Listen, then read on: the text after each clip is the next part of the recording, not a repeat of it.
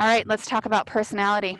At the end of this unit, students will be able to understand various perspectives on how personality can be measured. At the end of this unit, students will be able to understand perspectives on how nature and nurture influence our personalities. And also at the end of this unit, students will be able to articulate their own personalities according to popular perspectives. Now, I've sort of divided our personality theorists, or the few that I'm going to talk about, because there's a lot of them, the few that I'm going to talk about, into subjective, objective, and then this kind of quirky one. Subjective means that things are really open to interpretation. Objective means we can collect data, that everybody can see things the same way. Subjective means different nuances go into how I perceive things. Objective means there's no nuances there.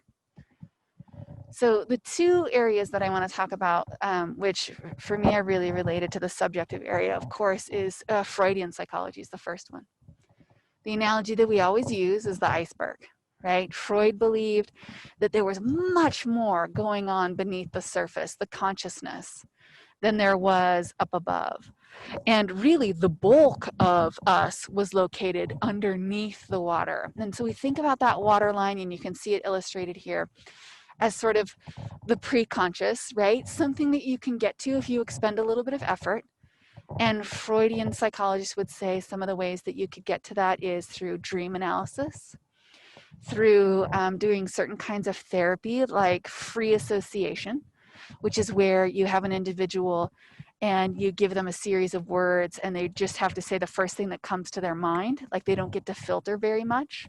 Their superego doesn't get to come in and take over.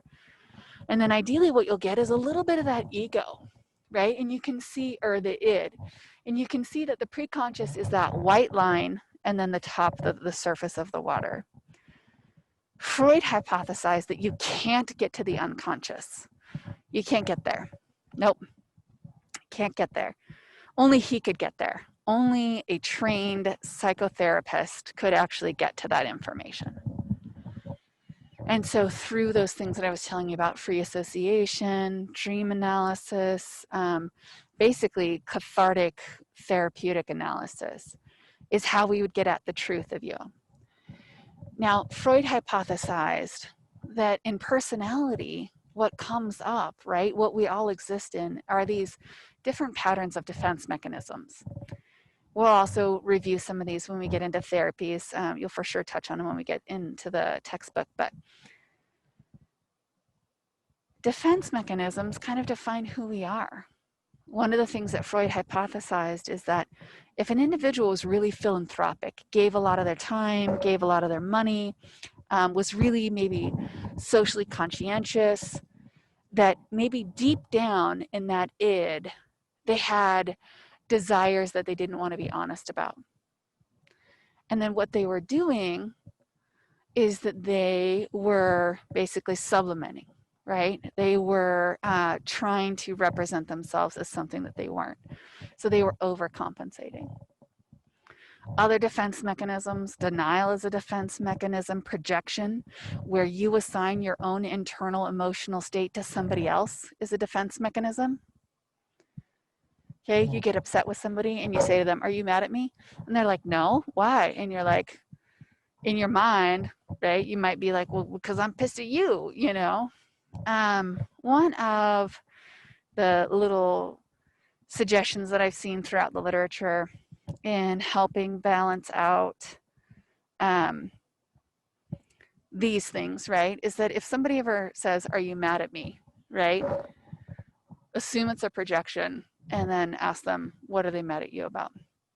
So you see the superego runs the length. The superego is what we call the moral majority, right? It's the moral principle. It's the one that's in there saying you should not.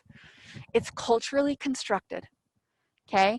Everybody's superego, depending upon their culture, is different. If you come from a very heavy religious background, that is going to be a big part of that superego, that moral majority. Okay, this is the referee. This is the one that is trying to make you stay in line, ensure that you still have resources. Okay, the id is this, I think of it like the Tasmanian devil of desire, right? Just rolling around, wanting what it wants, when it wants, and how it wants it. Okay, but you can see that the id is below the preconscious. It's close to it, but it's below the preconscious. And then the ego is just above the id. And the ego is part of consciousness. It's what we represent to the world. Okay, so the theory is that the superego and the id are doing battle all the time. And when we get into psychotherapies and things like that in the coming weeks, we're going to learn about how this fighting can result in a lot of stress, anxiety, and depression, or at least that's their hypothesis. Personality-wise, right, your superego and how effective it is going to dictate how you represent different things, how you represent your caring and your understanding and your relating. How adept are you at putting somebody else's needs first in a partnership?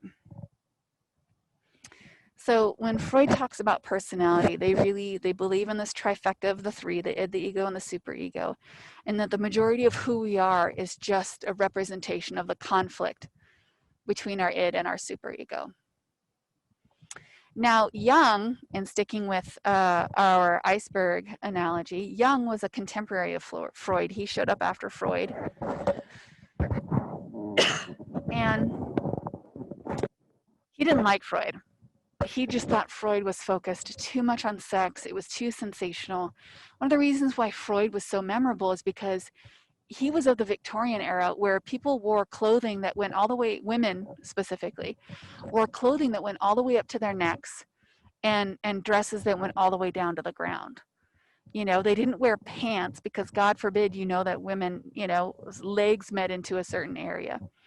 None of that was appropriate, right? So Freud was so sensational because he was like, guess what, right? These cultural rules, you know, these hidden desires that we all have, right?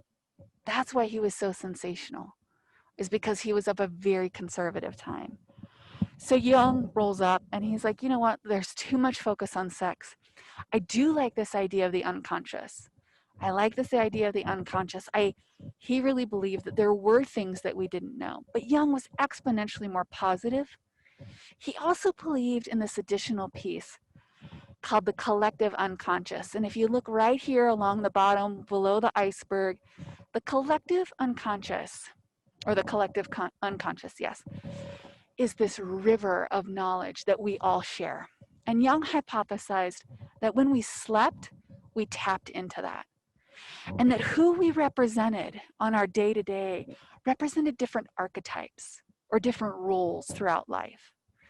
And I'm the archetype of the professor, right? This is the archetype of the arena. You're the archetype of the student, right? Knowing all these contexts from the collective unconscious allowed us to understand how to behave in them. So when we talk about personality, when we talk about Jung, he really believed that we were exercising these archetypes and that everybody had access to the same ones. So these are both under a subjective because these are very open to interpretation, okay? Very open to interpretation. In fact, some people would say that some Freudian psychologists take liberties and tend to be abusive with their interpretation and controlling. One of the idioms that we say about Freud is that he was a double-edged sword. You couldn't say, no, I'm not interested in sex, because he could claim that that was a denial. Well, clearly you're not going to admit that you're interested in sex because your superego is taking over control and won't let you admit that. Okay? So when we think about these guys, right, they're subjective in that anybody looking at it could interpret these in a different way. Now, I'm not going to say that Freudian psychoanalysis is bunk, because it's not. There's a lot of value in that if somebody is trained appropriately, okay? If somebody's trained appropriately. And Freudian and Jungian psychologists get paid the most out of any clinicians. They can charge $250 an hour and up. And normally therapy lasts multiple years with several sessions a month. So very, very lucrative, and for some people, very, very effective in helping them navigate their life. but we run into the issue of subjectivity. So one of the things that we did, right, Freudian and Jung were early. Freud was one of the first people to talk about personality and really start to talk about theories regarding them. After Freud and Jung, we had objective theories show up. And I'm going to talk to you about learning and biological as well. Learning theories of personality basically say everything that we talked about last week, was that you are built and constructed through associations. And those associations are either taking things that were once neutral and creating value associated with them, or it could be the case that your patterns of behavior were reinforced, and that is what helped accumulate into a personality. So if we're thinking about my, no, let's do something different. So N, F, J. So I'm an INFJ or ENFJ pretty consistently. Sometimes I am a J and a P. So let's say feeling, okay? Somebody who had a learning perspective of personality would hypothesize that I was trained from my family of origin to be a feeling individual, which means that I would have interactions with my family members, and when I demonstrated feeling personality characteristics, those were reinforced. Parents provided me with attention. Maybe a sibling was more engaged or affectionate. That basically I developed that personality through a series of reinforcements and different conditioning. Biologically, I mentioned this earlier when I talked about temperament. When babies are born, they have a certain kind of temperament, and we refer to it as the ability to be soothed. Some babies are soothed very easily, which means that they could be crying, they could be picked up, they could be comforted. Some babies do not soothe as easily, and they end up being more upset over a longer period of time. So when we think about the biological perspective, right, when an infant is born, we can actually test for temperament within, I would say, hours after being born. And that this is pretty consistent, much like attachment, right? From 18 months to 25 years, we've been able to track temperament, and we see how people's temperament informs their behavior later on. Well, temperament is also a factor in attachment. And we know that attachment is a factor in later life behaviors as well. Okay, so all of those things interconnect, and they all contribute to personality. But if personality is this enduring set of characteristics that we participate in, independent of context, okay, independent of context, that's why assuming that I was extrovert was a little bit tricky, because you've only seen me, the majority of you only know me in this context.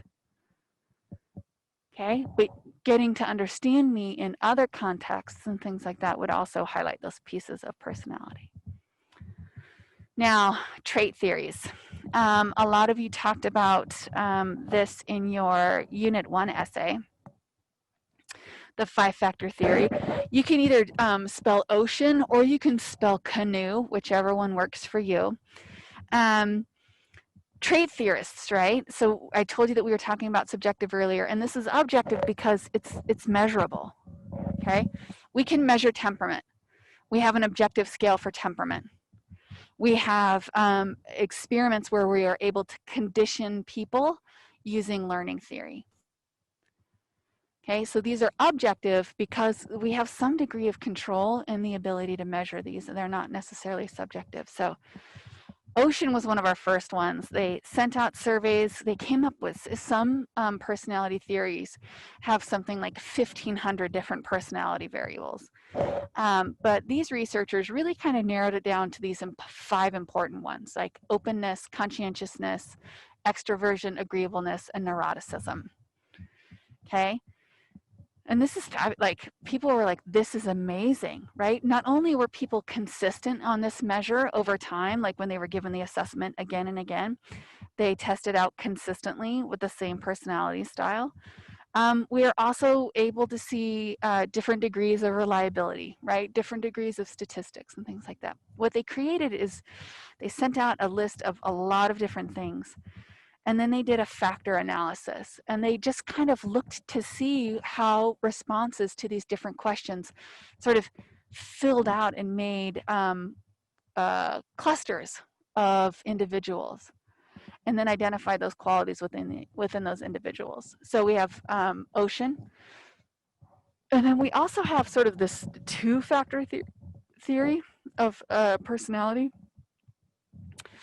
That's stability versus instability or instability, and introverted versus extroverted. Introverted, extroverted is everywhere all the time. I haven't seen a personality assessment that doesn't utilize those. I didn't even include the Jungian piece, the INFJ or INFP. And we call it the Jungian one because we're basing it on archetypes. It is based upon a subjective theory, but we've made it an objective assessment. Okay, I think that's important to point that out. So introverted personality combined with unstable emotions. They might be quiet, unsociable, pessimistic, rigid, anxious, and moody. Somebody who has stable emotions with an extroverted personality, sociable, talkative, responsive, easygoing, lively, and carefree. Where do we want to be? Above the line or below the line? Most of us intuitively want to be below the line. And I want to point this out. That's culturally determined. Okay? We belong to an individualistic culture here in America. In America, we celebrate individual accomplishments. The focus is on what you can do. The focus is on what you amass and who you become. Collectivist cultures, like a lot of Eastern countries, they don't believe in the you. They believe in the we. Okay? So being really outgoing, being lively, being carefree isn't always really attractive. So when you read these things and you see them and you sort of think about them and you take them through the filter of your own life, you see a little bit of the challenge that we run into as scientists, trying to account for that cultural piece or that cultural component in personality. So we have subjective personality theories and we have objective theories. Okay? The Jungian version of the personality test is an objective assessment based upon a subjective theory. And that's the 16 personality ones, the INFJ, INFP, ENFP, INFJ. Apparently my personality trait is like 2% of the population. It's a small percentage. I'm a unicorn. I'm not really a unicorn. All right, so I want you to look at this really quick. This was the last theory that I wanted to talk to you guys about. And if you would please just kind of pop into the chat what when you look across all of these, if you were to try to create sort of a unifying theme across them, what would be the unifying theme across these different motivational statements and posters?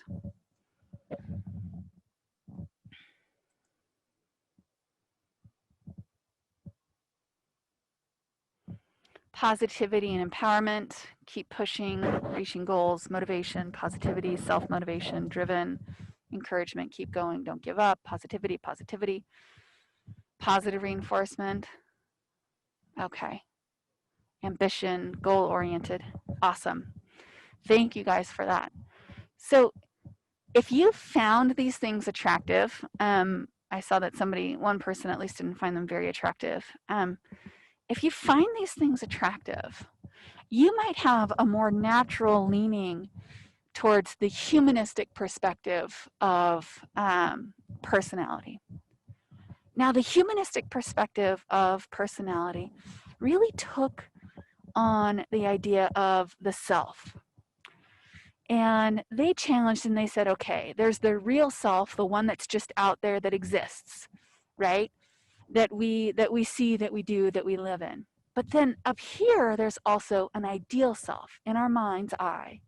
There's this aspirational Dr. Kim, right? There's somebody else who I long to be. There are things I wish to have. And so a lot of you cued into this thread of motivation, this thread of drive, also this thread of positivity, and this thread of goal, because all of those energize and direct you in the direction of you getting closer to that ideal self. Now, in an effort to combine personality a little bit, and this idea of real self and ideal self. This is a rabbit hole I've been running down for at least 6 months or so. And one of the ways that you can think about this is the cultural midlife crisis. Okay, America is the only one that has one, by the way. So, and it's not even statistically validated. So we'll just talk about it as a cultural construct. Well, guess what, folks? There is now what we call the quarter life crisis. So if you thought that you had years until you had to confront such a crisis, you're wrong. It's coming for you, okay? Typically, it shows up about the time you finish college, and you're maybe a year or 2 years into your first real job outside of college, and you say to yourself, well, this is not what I thought it was going to be. We have the ideal self, the person that we dream, the things that we dream of for ourselves. And then we have the real self, where we actually are. Now, guess what? It's good to have a gap between those. It's good because when you have that gap, you're always striving. You're always moving towards things. You're staying positive, you're staying motivated, you're not stagnant. You tend to be more optimistic and more positive in life. Okay? But what happens is that sometimes the ideal self is way up here and the real self is down here. And then we feel defeated. We feel helpless. We feel like we will never be blank. What the humanists say is that what we want to do is we want to be realistic. Okay? We want to have a gap between the real and the ideal, but we want them to be close enough that we can still strive towards that we can still move towards that. So the idea behind the crisis is that we're at a reflective point. I'm 46 years old. I'm at a reflective point. Some of you might be 25, finishing up your senior year, whatever. At a reflective point where we're taking into consideration this gap. Now, depending upon how big that gap is, really dictates our quality of life, how we treat other people, and how we feel about ourselves. It's not as simple as just changing what this is. So this is what happens in our culture very often when somebody's experiencing the sort of 40s midlife crisis and the gap is big, they do radical things like get a divorce. Okay, they change the real, they get a divorce, they buy a red car, they date a girl that has big boobs. Okay, that's our cultural stereotype, right? Anything to get you towards that ideal. What these philosophers and psychologists are going to say is that, you know what, you bet your ass, get your ass in gear and start having the life that you dream of. But while you're adding things to your life, you also need to calibrate what this is. So one of the processes, one of the things that I'm going to encourage you all to do as much as possible throughout your entire life is check in. Where's the gap? How far are you away from where you want to be? Be kind to yourself and to others, but be realistic. Okay? Be realistic. There are no other Mark Zuckerbergs. There are no more Elon Musks. There are no more Oprahs. There are no more Glennon Doyles. There's no more. Those people are done. They are the unicorns. So when you think about the real versus the ideal and you're feeling dissatisfied and you're struggling with that, the humanists would say, check your bars, okay? Get real about where you are and check those bars. That midlife crisis, it's not a crisis. It's just a singular point of reflection.